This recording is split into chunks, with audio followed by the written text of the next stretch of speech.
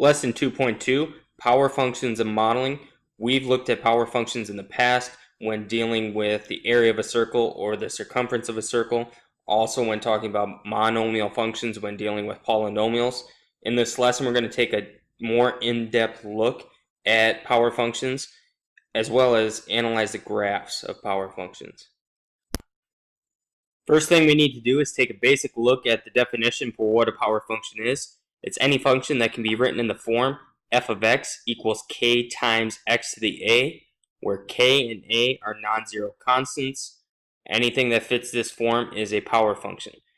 The constant a is our power, okay, referring to the exponent, and then k is the constant of variation, also known as the constant of proportion.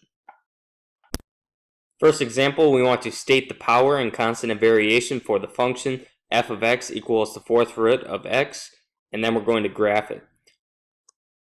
We can rewrite this function as f of x equals x to the 1/4 power. If we're taking the fourth root, that's the same thing as having the 1/4 power. Now it might be a little easier to see what our power is and what the constant of variation is. Power in this case, if we're looking at our exponent, is 1/4. Then our constant of variation is going to be 1. We're looking at the number that's being multiplied out in front. If there's nothing written there, it's understood to be 1. Okay, so power 1/4, constant of variation 1. Next thing we're going to do is graph this function. But before we graph it, we need to take a look at the domain. We know if we have an index that is even, in this case 4, then we cannot put any negative values underneath the square root. Okay, so if we have the fourth root of x, we know we can't take any negative values for x, so we're only going to be working with starting from 0, going to infinity, or going towards the right. If we put 0 in for x, our output value, y value, will be 0. If we put 1 in for x, the fourth root of 1 is 1. Okay, on my x coordinates, I'm going by increments of 2, just so I have enough room. The y coordinates going by increments of 1. So if I go over 1, up 1, there's my ordered pair.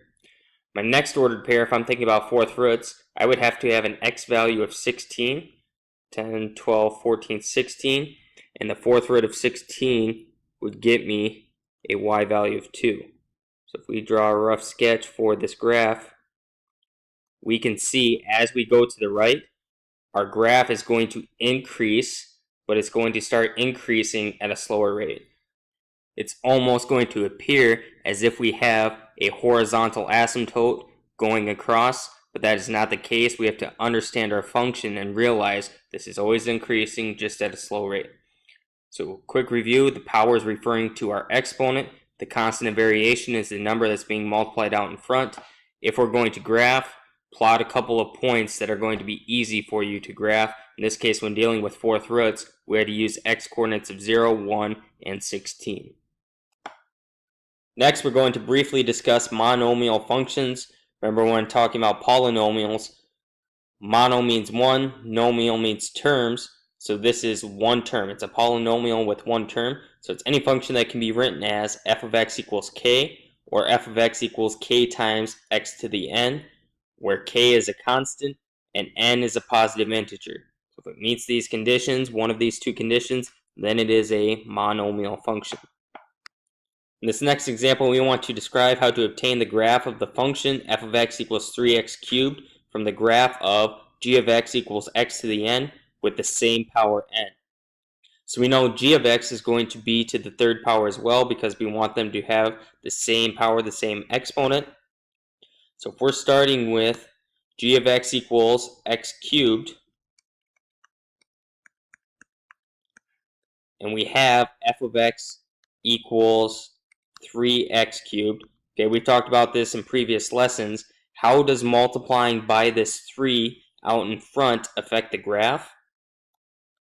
Well, if it's multiplied out in front, we know that is vertical, and if this value is greater than 1, it's going to be a vertical stretch. Whoa, not a B and H. It's a vertical stretch by a factor of 3. Okay, so applying ideas we've talked about in previous lessons. Graphs of power functions. For any power function, f of x equals k times x to the a, one of the following three things has to happen if x is less than 0. First, f is undefined for x is less than 0. Think about if we have an exponent where we have an even index.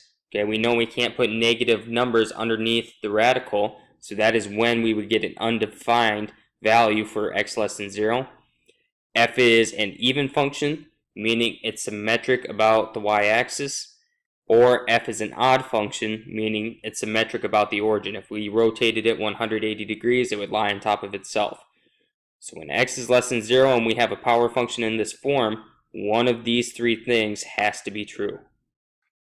The last thing we're going to look at in this lesson are the graphs of power functions. So if we're in the form y equals k times x to the a, the graph on the left is going to be for k values greater than 0. The graph on the right is for k values less than 0. So if k is greater than 0, we have these four different graphs that are going to be created dependent on the value of a. So if a is less than 0, as we go from left to right, our graph is going to decrease. If a is greater than 1, as we go left to right, our graph is going to increase, and it's going to increase fairly rapidly. If our a value is between 0 and 1, our graph is going to increase, but as we go to the right, it's going to start increasing at a slower rate. And if a is equal to 1, well, we know x to the first power, that's a linear function, so we're going to have a straight line. Now for k less than 0, again, if a is equal to 1, it's still a linear function. It's going to be a straight line, it's just that our slope is going to be negative. If a is greater than 1, as we go from left to right, our graph is going to decrease, and it's going to decrease very rapidly. If a is less than 0, as we go from left to right, our graph is going to increase. And for values of a between 0 and 1, as we go from left to right, our graph is going to decrease, but as we go to the right, it's going to start decreasing at a slower rate. Okay, so you need to make sure you understand what these graphs are going to look like in their general form, dependent on the k value, as well as dependent on the values of a, the value of our power.